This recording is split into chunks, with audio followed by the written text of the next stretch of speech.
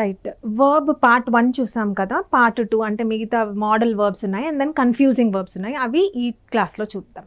చూడండి, model verbs అంటే ఏంటి అసలు? మోడల్ వర్బ్స్ అంటే ఏమేమి వస్తాయి? మోడల్ వర్బ్స్ అంటే చూడండి, may, might and then must. Okay, ఇది ఒక set. May, might and must. May యొక్క పాస్ట్ మైట్. మరి మస్ట్ ఏంటో చూద్దాం. నెక్స్ట్ ఏంటి? క్యాన్ యొక్క పాస్ట్ ఏమిటి? కుడ్. క్యాన్ యొక్క పాస్ట్ ఏంటి? కుడ్. నెక్స్ట్ చూడండి, విల్, షల్. ఈ విల్, షల్ అనేవి ఫ్యూచర్లో మనం ఉపయోగించే modal verbs. Yes, will, shall యొక్క పాస్ట్ వుడ్డే. అంటే జనరల్గా ఏమనుకుంటాము, విల్ యొక్క పాస్ట్ వుడ్ అనుకుంటాం, షెల్ యొక్క పాస్ట్ షుడ్ అనుకుంటాం. కానీ కాదు. ఓకే, విల్, షెల్ యొక్క పాస్ట్ వుడ్డే అవుతుంది. ఫర్ ఎగ్జాంపుల్, ఒకవేళ షెల్ అనేది మనం ప్రజెంట్లో ఉపయోగించి షెల్ అనేది షుడ్ అనేది పాస్ట్ టెన్స్లో ఉపయోగించామనుకోండి, అంటే you should respect your country అని అన్నాను. You should respect your country అంటే షుడ్ అనేది పాస్ట్ అవ్వాలి. ఒకవేళ షెల్ యొక్క పాస్ట్ షుడ్ అని మీరు అనుకుంటే you should respect your country అంటే ఇప్పుడు ఈ సెంటెన్స్ పాస్ట్ అని అవ్వాలి, కానీ అది పాస్ట్లో లేదు. You should respect your country అంటే నేను మీకు సజెషన్ ఇస్తున్నాను. ఓకే, అదేం పాస్ట్ అవ్వలేదు. సో షుడ్ అనేది పాస్ట్ కాదు, అది గుర్తుపెట్టుకోవాలి ఫస్ట్. సో విల్, షెల్ యొక్క పాస్ట్ టెన్స్ ఏమవుతుంది? వుడ్డే అవుతుంది. అంటే విల్ యొక్క పాస్ట్ వుడ్డే, షెల్ యొక్క పాస్ట్ కూడా వుడ్డే. నెక్స్ట్ ఏంటి? షుడ్ అనేది అడ్వైస్కి ఉపయోగిస్తాము. ఓకే, అడ్వైస్ లేదా సజెషన్స్కి ఉపయోగిస్తాము. For example you should respect your country, you should respect your elders, you should work hard. ఇవన్నీ ఏంటి? సజెషన్స్. ఇక్కడ మనమే షుడ్ ఉపయోగిస్తున్నాం. షుడ్ ఉపయోగించినంత మాత్రాన్ని ఇది పాస్టా? కాదు. So should is just a modal verb. Next ఏంటి? Need and dare. నీడ్ అంటే ఏంటి? నీడ్ అంటే requirement. Okay, requirement. Next dare అంటే ఏంటి? కరేజ్. ఓకే, ఇవి కూడా మోడల్ వర్బ్స్లా ఉపయోగిస్తాము. నెక్స్ట్ ఏంటి? ought to అంటే ఏంటంటే మోరల్ ఆబ్లిగేషన్ అంటే ఏంటి? మోరల్ ఆబ్లిగేషన్ నైతిక బాధ్యత, మన డ్యూటీ అని అర్థం. Moral obligation. ఫర్ ఎగ్జాంపుల్ చూడండి, you or she ought to respect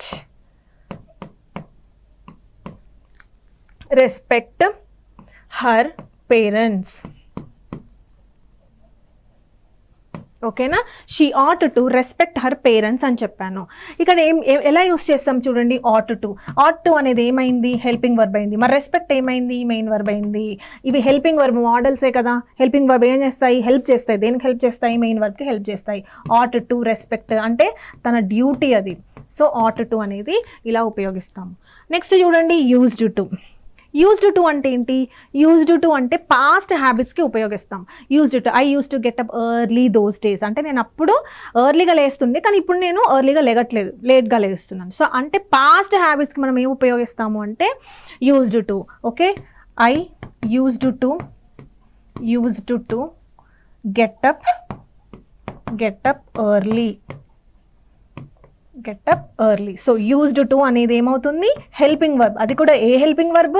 model verb. మరి గెటప్ అనేది ఏమవుతుంది? మెయిన్ వర్బ్ అవుతుంది. ఓకే, సో ఇవన్నమాట మోడల్ వర్బ్స్. ఒక్కొక్క దాని గురించి మనం డీటెయిల్గా అంటే ఇంపార్టెంట్ని మనం డీటెయిల్గా చూద్దాం. నెక్స్ట్ చూడండి, first may, might and then must. Okay, right. అసలు మే అంటే ఏంటి? మే అంటే హీ మే కమ్ టుమారో అని అంటాను. హీ మే కమ్ టుమారో అంటే ఏంటి? పాసిబిలిటీ ఉంది. Okay, possibility. మే అంటేనే possibility. May is equal to what? Possibility, chances of occurring. Right, may అంటే పాసిబిలిటీ.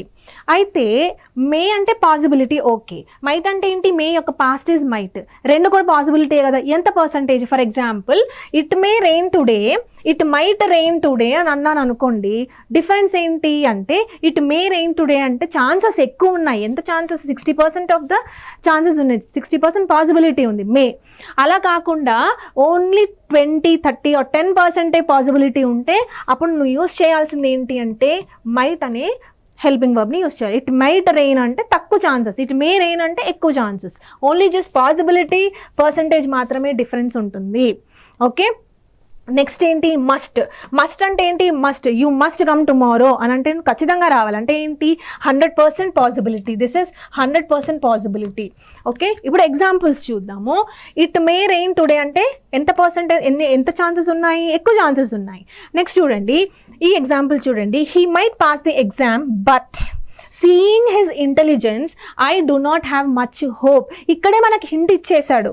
సీయింగ్ హిజ్ ఇంటెలిజెన్స్ నాకు అంత హోప్ లేదు. ఇక్కడ మనకు తెలిసిపోయింది ఏమని? ఛాన్సెస్ తక్కువ ఉన్నాయి, అందుకని మనం మైట్ అనే హెల్పింగ్ వర్బ్ని ఉపయోగించాలి. నెక్స్ట్ చూడండి, must. He stays in 5-star hotels and travels by air. He must be rich. ఇక్కడ కూడా మనకు హింట్ ఇచ్చాడు ఏమని? 5-star హోటల్లో ఉంటున్నాడు అండ్ ట్రావెల్ బై ఎయిర్ అంటే ఏరోప్లేన్లో వెళ్తున్నాడు. దీని నుంచి మనకేం చెప్పొచ్చు? ఓకే, వీడు రిచ్ పర్సన్ అయి ఉంటేనే వెళ్తాడు అంటే 100% పాసిబిలిటీ ఉంది ఇక్కడ. 100% పాసిబిలిటీ ఉంది, అందుకని మనం మస్ట్ అనే హెల్పింగ్ వర్బ్ని ఉపయోగించాము. ఓకే, ఇదే మే, మైట్ అండ్ మస్ట్. అయితే వీటి నుంచి క్వశ్చన్స్ ఎలా వస్తాయి అసలు చూడండి. ఇదే మన previous year question. He may possibly come tomorrow. He may possibly come tomorrow. ఇదే స్పాటింగ్ ఎర్రర్ ఇచ్చాడు. ఓకే, అయితే ఏం ఎర్రర్ ఉందో చూడండి. యాక్చువల్గా మనం ఏం నేర్చుకున్నాము? మే అంటేనే పాసిబిలిటీ అని నేర్చుకున్నామా? ఎస్, మే అంటేనే పాసిబిలిటీ అని నేర్చుకున్నాం. మరి ఒకే సెంటెన్స్లో మే ఇచ్చాడు, పాసిబిలిటీ ఇచ్చాడు, అది ఎలా అవుతుంది? రిడెండెన్సీ అవ్వదు, రిపిటేషన్ అవుతుంది. సో అందుకని మనం ఏం చేయాలి? ఎయిదర్ మే అన్న యూస్ చేయాలి లేదా పాసిబిలిటీ అన్న యూస్ చేయాలి, అంతేగాని రెండు వర్డ్స్ విత్ సేమ్ మీనింగ్ ఒకే సెంటెన్స్లో రాకూడదు. ఓకే, సో దీన్ని ఏం చేయాలి మరి? స్పాటింగ్ ఎర్రర్స్ వీడిలో పార్ట్స్గా ఇచ్చేస్తాడు కాబట్టి ఏ పార్ట్లో ఎర్రర్ ఉందో జస్ట్ ఫైండ్ అవుట్ చేయడమే. దాన్ని కానీ ఎలా కరెక్ట్ చేయాలి అంటే మే అంటేనే పాసిబిలిటీ, సో ఎయిదర్ మే అన్న యూస్ చేయాలి లేదా పాసిబిలిటీ అన్న యూస్ చేయాలి. మే యూస్ చేస్తూ ఎలా రాయొచ్చు? ఐ మే కమ్ టుమారో, అయిపోయింది. నెక్స్ట్ చూడండి, he will possibly come tomorrow. He possibly come tomorrow. Tomorrow అంటున్నాం కాబట్టి టుమారోకి సంబంధించిన హెల్పింగ్ వర్బ్ ఏముంటుంది? Will. Will and shall is used for future టెన్సెస్లో ఉపయోగిస్తాం విల్ అండ్ షెల్. సో అందుకని విల్ ఉపయోగించి రాసుకోవాలి. He will possibly come tomorrow. So ఇదే ప్రీవియస్ ఇయర్ క్వశ్చన్. అంటే మే అంటే పాసిబిలిటీ, మే పాసిబిలిటీ ఒకే సెంటెన్స్లో రాకూడదు. ఓకే, నెక్స్ట్ చూడండి, క్యాన్. క్యాన్ అంటే ఏంటి? What is can? క్యాన్ అంటే ability. Okay, can is what? Ability. For example I can lift this bag అంటే ఆ బ్యాగ్ని లేపే అంత ఎబిలిటీ నాకు ఉంది. ఓకే, సో క్యాన్ అంటే ఏంటి? ఎబిలిటీ. ఆ బ్యాగ్ని ఎత్తే అంత సత్తా నాకు ఉంది. Ability is what? ఎబిలిటీ అంటే నీకు కెపాసిటీ ఉందా లేదా? క్యాన్ అంటే ఏంటి? Ability or capacity. సరే, క్యాన్ అంటే ఎబిలిటీ ఓకే, కానీ క్వశ్చన్ ఎలా వచ్చిందంటే మన స్పాటింగ్ ఎర్రర్స్లో, ఇది కూడా ప్రీవియస్ ఇయర్ క్వశ్చన్. ఏమంటాం? I cannot be able to come tomorrow అని అంటున్నాడు. క్యాన్ అంటే ఏబుల్ అని చదువుకున్నాం, రైట్? ఒకే సెంటెన్స్లో క్యాన్ ఏబుల్ అలా యూస్ చేయొచ్చా? యూస్ చేయకూడదు. ఎందుకు? క్యాన్ అంటేనే ఎబిలిటీ, మళ్ళీ 2 సార్లు యూజ్ చేయదు, రిటర్డెన్సీ అవుతుంది, దీనే రిపిటేషన్ అంటారు. సో ఏం చేయాలి అంటే ఎయిదర్ క్యాన్ అన్న యూస్ చేస్తూ రాయాలి లేదా ఏబుల్ అన్న యూస్ చేస్తూ రాయాలి. Since this sentence is negative, so అందుకని నాట్ ఉపయోగించాము. ఐ కెనాట్ కమ్ టుమారో లేదా I will not be able to come tomorrow కాబట్టి విల్ని ఉపయోగించాము. ఓకే, సో క్యాన్ అంటే ఎబిలిటీ, క్యాన్ అండ్ ఎబిలిటీ ఒకే సెంటెన్స్లో రాదు. నెక్స్ట్, ఓకే, విల్ షెల్ అంటే ఏంటి అసలు? ఇది కూడా మనం డిస్కస్ చేయాలి, ఎందుకంటే ఫ్యూచర్ టెన్సెస్లో విల్ అండ్ షెల్ ఉపయోగిస్తాం. ఇప్పుడు చూడండి, మనం ఇందాక ప్రీవియస్ క్లాస్లో నేర్చుకున్నాం first person, second person, third person అంటే ఏంటో నేర్చుకున్నాం. ఫస్ట్ పర్సన్ అంటే ఐ, వి, సెకండ్ పర్సన్ అంటే యూ, థర్డ్ పర్సన్ అంటే హీ, షీ, ఇట్, దే. ఇప్పుడు షెల్ దేనికి ఉపయోగిస్తాం? ఆల్ఫాబెట్లో ఫస్ట్ ఏది వస్తుంది? ఎస్ అనే వర్డ్ వస్తుంది, తర్వాత డబ్ల్యూ అనే వర్డ్ వస్తుంది. కన్ఫ్యూజ్ అవ్వకూడదు, ఎందుకంటే ఈ చార్ట్ మన మైండ్లో ఉంటుంది, కానీ డౌట్ ఏమొస్తుంది అంటే ఇక్కడ విల్ వచ్చిందా అక్కడ షెల్ వచ్చిందా అనే డౌట్ వస్తుంది. సో ఏది ఫస్ట్ వస్తుంది? ఏ లెటర్ ఫస్ట్ వస్తుంది ఆల్ఫాబెట్స్లో అంటే షెల్ అనే వస్తుంది. సో ఎస్ఏ కదా ఫస్ట్ వచ్చేది, సో అందుకని ఫస్ట్ రాసుకున్నాం షెల్. తర్వాత ఏంటి? విల్. నెక్స్ట్, షెల్ అనేది ఫస్ట్ పర్సన్కి ఉపయోగిస్తాం. ఫస్ట్ పర్సన్ అంటే ఎవరెవరు? I and then we. For example చూడండి, I shall be there by 3 o'clock లేదా we shall go to picnic. ఐకి షెల్ ఉపయోగించాము, వీకి షెల్ ఉపయోగించాము. Next, will second and third పర్సన్కి ఉపయోగిస్తాం. సెకండ్ అండ్ థర్డ్ పర్సన్ అంటే ఏంటి? సెకండ్ పర్సన్ అంటే యూ, థర్డ్ పర్సన్ అంటే ఏంటి? He, she, it, they.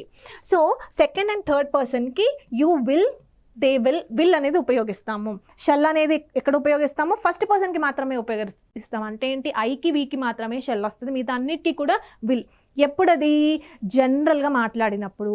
అలా కాకుండా కంపల్సరీ యాక్షన్స్ నేను ఖచ్చితంగా చేస్తాను, కంపల్సరీ యాక్షన్స్ లేదా కమాండ్ కానీ లేదా ప్రామిస్ అంటే ఏంటి? అది కూడా ఖచ్చితంగా చేసే. ఇలా కంపల్సరీ యాక్షన్స్కి ఏమవుతుందంటే రివర్స్ అయిపోతుంది. అంటే ఏంటి? చూడండి, ఇక్కడ షెల్ అనేది జనరల్గా షెల్ అనేది ఫస్ట్ పర్సన్కి ఉపయోగిస్తాం, కానీ కంపల్సరీ యాక్షన్స్ అప్పుడు ఏమవుతుంది అంటే సెకండ్ అండ్ థర్డ్ పర్సన్కి ఉపయోగించాలి, రివర్స్. ఓకే, షెల్ అనేది సెకండ్ అండ్ థర్డ్ పర్సన్కి ఉపయోగిస్తాం. అండ్ దెన్ జనరల్గా విల్ అనేది సెకండ్ థర్డ్కి ఉపయోగించే వాళ్ళం జనరల్గా, కానీ కంపల్సరీ యాక్షన్స్కి ఏం చేయాలి? రివర్స్ చేయాలి. అంటే ఏంటి? ఫస్ట్ పర్సన్కి ఉపయోగించాలి. ఫర్ ఎగ్జాంపుల్ చూడండి, you shall pay the rent in the first week off every month. You shall అంటే నువ్వు ఖచ్చితంగా పే చేయాలి, అందుకే షెల్ ఉపయోగ. జనరల్గా అయితే ఏంటి? యూకి షెల్ రాదు, యూకి విల్లే వస్తుంది ఇన్ జనరల్ సెంటెన్సెస్. కానీ ఇది కంపల్సరీ యాక్షన్, నువ్వు ఖచ్చితంగా రెంట్ పే చేయాలి, there is no other option. అందుకని మనం ఇక్కడ ఏం ఉపయోగిస్తాము? షెల్ అని ఉపయోగిస్తాము. నెక్స్ట్ చూడండి, ఆల్ ది ఎంప్లాయీస్ అంటే థర్డ్ పర్సన్ అవుతుంది. ఎస్, ఆల్ ది ఎంప్లాయీస్ అంటే థర్డ్ పర్సన్. సో థర్డ్ పర్సన్కి జనరల్గా ఏం ఉపయోగిస్తాము? విల్ ఉపయోగిస్తాం. కానీ ఇక్కడ ఎందుకు మనం షెల్ ఉపయోగించామంటే కంపల్సరీ.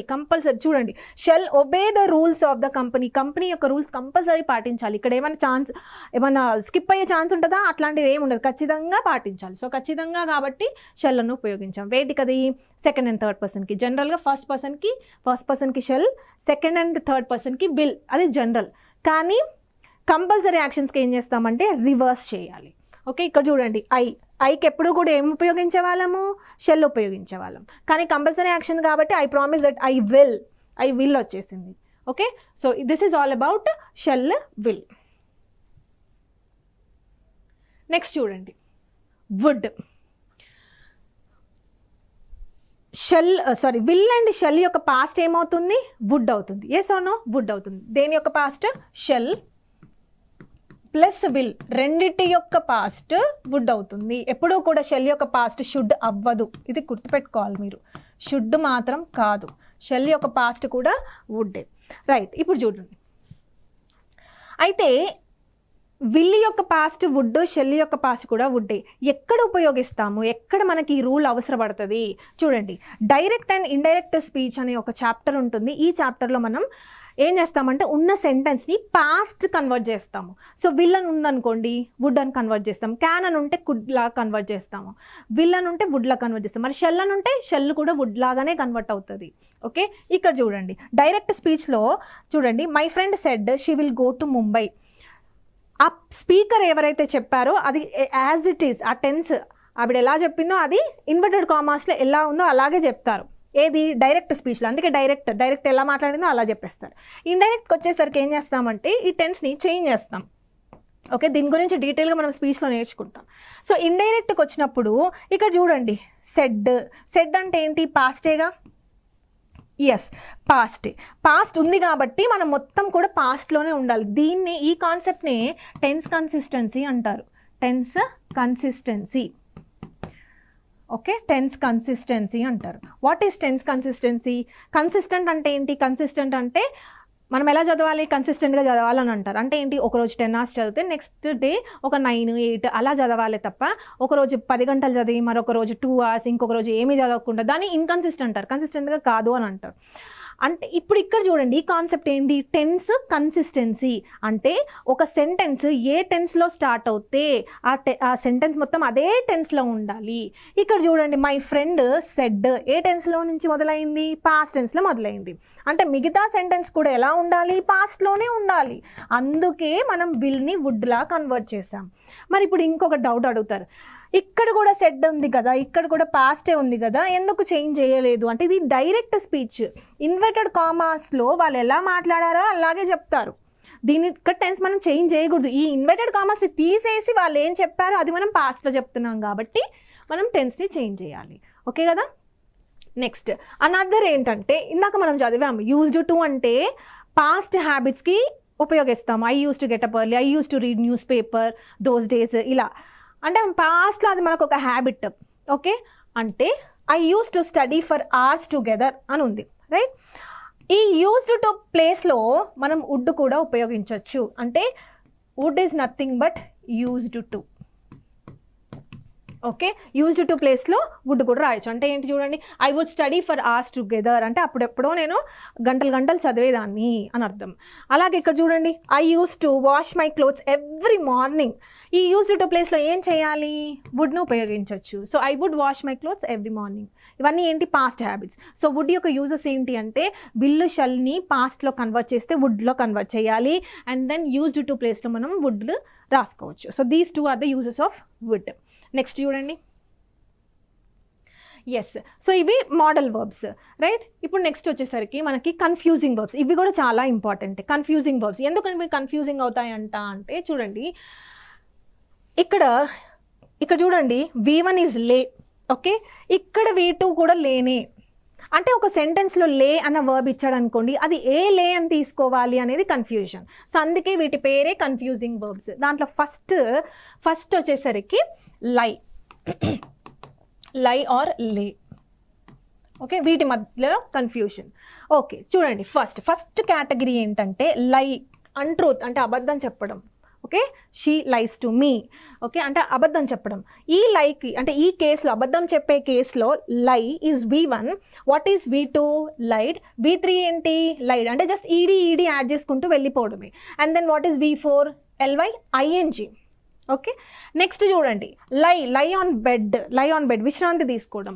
ఇక్కడ వచ్చేసరికి ఇక్కడ టోటలీ డిఫరెంట్ ఉన్నాయి. V1, V2, V3 అన్నీ డిఫరెంటే ఉన్నాయి. చూడండి, లే అండ్ దెన్ లేన్. అలాగే లయింగ్, ఈ రెండు సేమే, lying and lying. Okay, right. Next చూడండి, లే అంటే ఏంటి, ఇప్పుడు నేను కొన్ని పుస్తకాలు తీసుకొచ్చి ఒక హారిజాంటల్ టేబుల్ పైన పెట్టాను అనుకోండి, లే అని అంటారు. లేదా నేను ఒక సూట్ కేస్ తీసుకొచ్చి రైల్వే ప్లాట్ఫామ్ పైన పెట్టాను, దాన్ని కూడా లే అని అంటారు. అంటే ఏవైనా వస్తువులు నువ్వు హారిజాంటల్ సర్ఫేస్ పైన పెడితే దాన్ని ఏమనాలి, లే. చూడండి, to put something on horizontal surface or horizontal position, కింద పెట్టడాన్ని, దాన్ని కూడా లే అని అంటారు. మరి వీటి యొక్క V2, V3 ఎలా ఉందో చూడండి, లేడ్. ఓకే, LIE ఉంది కాబట్టి జస్ట్ D యాడ్ చేస్తాం V2, V3 రావడానికి. ఇక్కడ చూడండి, లే ఉంది, వై తీసేసి I అండ్ D యాడ్ చేయాలి, సింపుల్. నెక్స్ట్, లే ఎగ్స్, కోడి గుడ్లు పెట్టడం, ఎగ్స్, దీనికి లే ఉపయోగిస్తాం.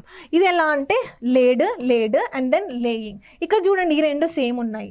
నీకు లే అని ఎప్పుడైనా వచ్చింది అనుకోండి, అప్పుడు ING యాడ్ చేయడమే. LIE అని వస్తే YING అని యాడ్ చేయాలి. Okay, right. అయితే ఇవి ఎలా గుర్తుపెట్టుకోవాలి? ఓకే, నోట్స్ ఉంది, చదువుకుంటాం, కానీ ఎలా గుర్తుపెట్టుకోవాలి, మనకు ఎలా గుర్తుంటుంది, ఎగ్జామ్ వరకు గుర్తుండాలి. ఎలా గుర్తుపెట్టుకోవాలో చూడండి, ఈ రెండు సేమ్ ఉన్నాయా? ఉన్నాయి. చూడండి, lay, okay, good. Laid and laying, ఇవన్నీ సేమే. ఏ కేసెస్ సేమ్?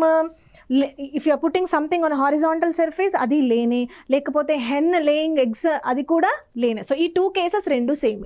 నెక్స్ట్, అబద్ధం చెప్పడం వచ్చేసరికి లైడ్ లయింగ్, ఇది ఓకే, జస్ట్ ఈడీ యాడ్ చేయడం ఓకే. క్వశ్చన్ ఎక్కడ వస్తుంది, కష్టం ఎక్కడ అనిపిస్తుంది అంటే ఈ సెకండ్ పార్ట్లోనే కష్టం అనిపిస్తుంది. ఓకే, అదేంటి అంటే మూడు డిఫరెంట్గా ఉన్నాయి. లై, లేన్. ఇది గుర్తుపెట్టుకోవాలి. ఎలా గుర్తుపెట్టుకోవాలి? నేను ఒక చిన్న ట్రిక్ చెప్తాను. యాక్చువల్గా ఈ ట్రిక్ అనేది నాకు స్టూడెంట్స్ ద్వారానే వచ్చింది. నేను జనరల్గా స్టూడెంట్స్ని అడుగుతుంటాను, ఎలా గుర్తుపెట్టుకుంటారు? అసలు మనం చదివింది ఎలా గుర్తుపెట్టుకోవడం అనేదే టాస్క్. ఊరికే చదువుకొని మనం వెళ్ళిపోయి రాస్తామని మాత్రం అనుకోవద్దు. చదివింది గుర్తుండాలి. ఎలా గుర్తుపెట్టుకోవాలి అని నేను స్టూడెంట్స్ని అడిగితే అందులో ఒక స్టూడెంట్ ఇలా చెప్పింది, ఏమని, మేడం లే అండ్ లేన్, దీన్ని ఎలా గుర్తుపెట్టుకోవాలంటే, లై అంటే నేను పడుకున్నాను, ఓకే, కానీ నేను త్వరగా లేగలేదు. అప్పుడు మా మదర్ వచ్చేసరికి లే అని అనింది. కానీ నేనేం చెప్పాను, లేన్, అట్లా గుర్తుపెట్టుకోవాలి. ఇది ఒక ట్రిక్. ఇంగ్లీష్ అనేది ఎలా, అన్నీ కూడా నిమోనిక్స్ బేస్ పైన మనం నేర్చుకోవచ్చు. ప్రతి ఒక్కటి మనం గుర్తుపెట్టుకుంటాం అనేది మాత్రం తప్పు. ఇప్పుడు ఈవెన్ GS అయినా చూడండి, ఎవరైతే గ్రూప్స్కి ప్రిపేర్ అవుతారో వాళ్ళు GSలో అంత నాలెడ్జ్ ఉంటుంది కదా, అన్ని ఫ్యాక్ట్స్ ఉంటాయి, నేమ్స్, ఇయర్స్ ఉంటాయి. ఎలా గుర్తుపెట్టుకుంటారు వాళ్ళు కూడా ట్రిక్స్ పెట్టుకుంటారు, కోడ్స్ పెట్టుకుంటారు. ఈవెన్ ఇంగ్లీష్ కూడా అలాగే చేయాలి, సో దీన్ని ఈ విధంగా మనం గుర్తుపెట్టుకోవచ్చు, లే అండ్ లేన్. మిగతావన్నీ సేమ్, ఈ రెండు సేమ్ ఉంటాయి, అది జస్ట్ ఈడీ యాడ్ చేసుకోవడం. రైట్. నెక్స్ట్ చూడండి, రైజ్. రైజ్ అంటే ఏంటి? పైకి లేవడం, అంతేనా? ఎస్. ఒకవేళ అదంతట అదే పైకి లేస్తే, అంటే ఎవరి సహాయం అక్కర్లేదు, సన్ ఉందనుకోండి, సన్ రైజ్ అవుతుంది, అదే రైజ్ అవుతుంది. ఎవరైనా సహాయం, ఎవరైనా పైకి లేపుతారా దాన్ని? నో. సో అదంతట అదే పైకి వస్తుంది కాబట్టి దాన్ని రైజ్ అని అంటాం. రైజ్ ఉపయోగించాలి దీనికి. సో రైజ్ ఉంది కాబట్టి rose, and then rise, and then rising. Okay, ఎలా గుర్తుపెట్టుకోవాలో కూడా చెప్తాను. నెక్స్ట్ చూడండి, ఈ రెండు సేమ్ కేటగిరీ, ఈ రెండింటికి అన్నీ కూడా సేమ్ వస్తాయి. Next price. ఇప్పుడు మనం న్యూస్ పేపర్ చదివేటప్పుడు ప్రైజ్ రైజెస్ అని అంటూ ఉంటారు. రైజెస్, ప్రైజ్ ఇప్పుడు ఆనియన్ ప్రైస్ రైజ్ అయింది అనుకోండి, అదే పనిగా కూర్చొని ఆనియన్ ప్రైస్ ఇంక్రీజ్ చేస్తారా? లేదు. ఏవో కమాడిటీస్ వల్ల ఇక్కడ మన ఆనియన్ ప్రైస్ అనేది చేంజ్ అయింది. అంటే ఎవ్వరు దాన్ని ఆ ప్రైస్ని ఇంక్రీజ్ చేయలేదు, అదంతా అదే పెరిగింది. కాబట్టి ఈవెన్ ప్రైస్ రైస్కి కూడా ప్రైస్ రైజ్ అని అంటారు. సో ధరలు పెరగడం, ప్రైస్ రైజెస్. సో దీనికి కూడా రోజ్ రైస్, రైజింగ్. నెక్స్ట్ చూడండి, అలా కాకుండా రేజ్ అంటే ఏంటి? ఆర్బీఐ గవర్నర్ ఉన్నాడు, ఆర్బీఐ గవర్నర్ ఇంట్రెస్ట్ రేట్స్ పెంచుతాడు, ఇంట్రెస్ట్ రేట్స్ అవ్వంతట అవే పెరగవు. ఓకే, ఆర్బీఐ గవర్నర్ ఇంక్రీజ్ చేస్తాడు కాబట్టి, అంటే ఎక్స్టర్నల్ ఏజెంట్ ఉంది కాబట్టి అప్పుడు మనం రేజ్ అని ఉపయోగించాలి. ఓకే, రేజ్ అని ఉపయోగించాలి. నెక్స్ట్ చూడండి, నెక్స్ట్ ఇంకొక కేసు ఏంటి? ఈ రెండు ఒక కేసు, ఈ రెండు ఒకే case. Okay, so next case ఏంటంటే ఏదైనా మన ఆబ్జెక్ట్ని ఇలా పైకి లేపామనుకోండి, కింద ఉన్న బ్యాగ్ని పైకి లేపాం, లేదా కింద ఉన్న బాక్స్ని పైకి లేపాం, అంటే లిఫ్ట్ చేసాం. ఈ లిఫ్ట్ చేసేదాన్ని కూడా మనము ఏమంటారు?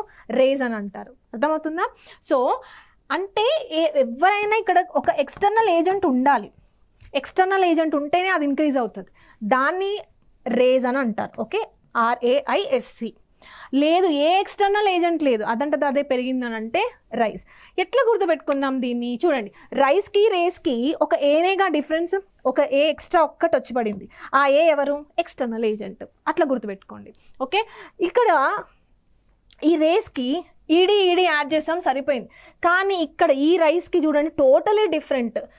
Rice, rose, and then risen. ఎట్లా గుర్తుపెట్టుకుంటారు దీన్ని? చూడండి, సన్. మనం జనరల్గా ప్లాంట్స్ ఉంటాయి కదా, రోజ్ ఫ్లవర్ ఉంటుంది కదా, రోజ్ ఫ్లవర్ ఎప్పుడు వస్తుంది?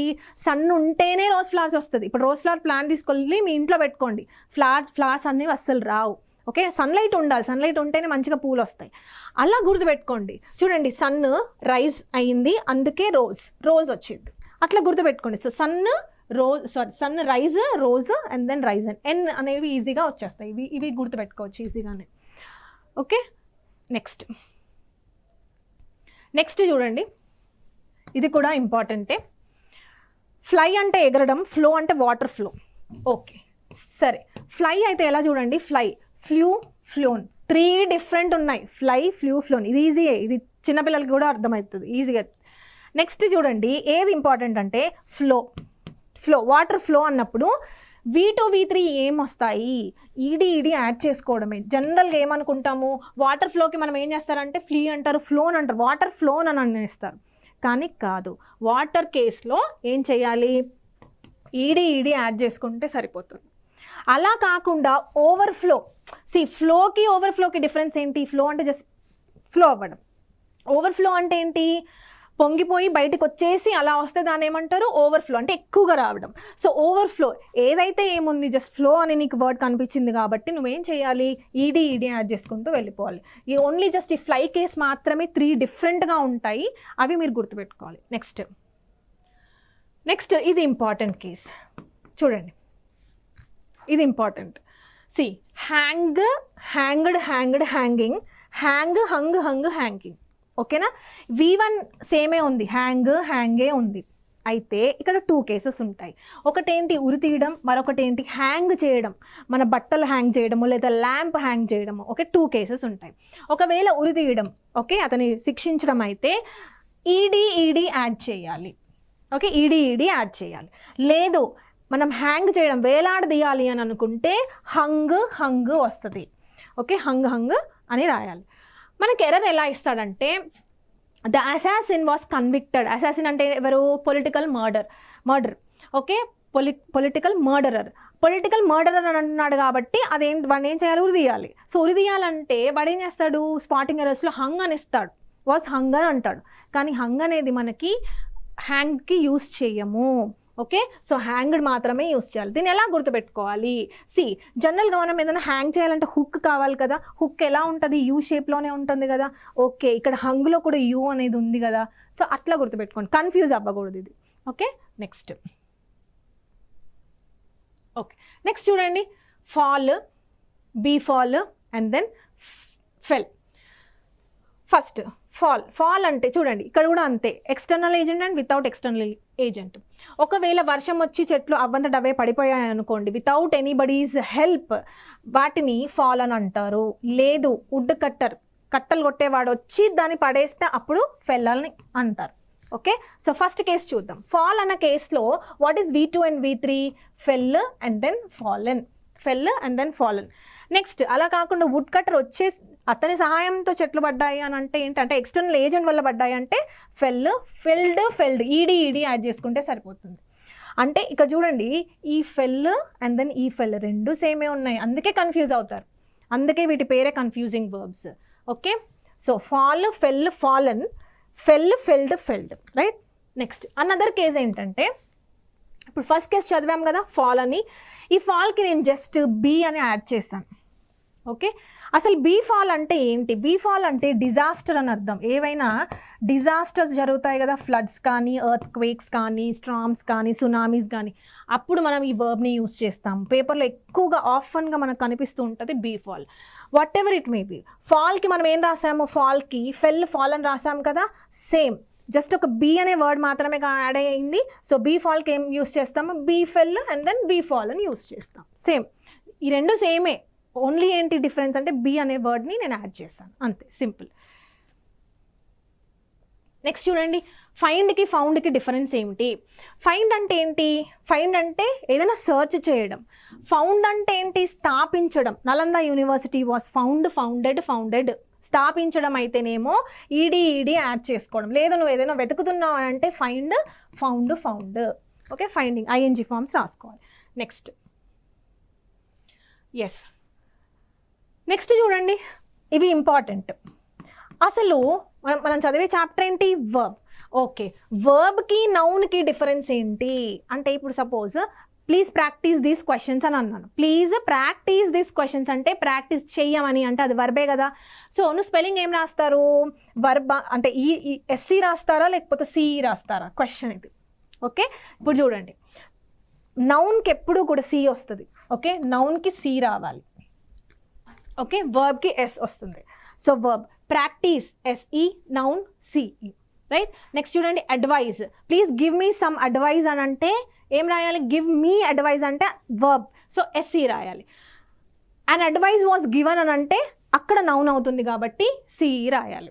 నెక్స్ట్ చూడండి, కంప్లైంట్కి డిఫరెన్స్ ఏంటి? కంప్లైంట్ అంటేనేమో వర్బ్, కంప్లైంట్ అంటేనేమో noun. Like I complain about him, he given me a complaint. Next ఎఫెక్ట్కి డిఫరెన్స్ ఏంటి? ఎఫెక్ట్ అంటే వర్బ్, ఇఫెక్ట్ అంటే ఏంటి, నౌన్.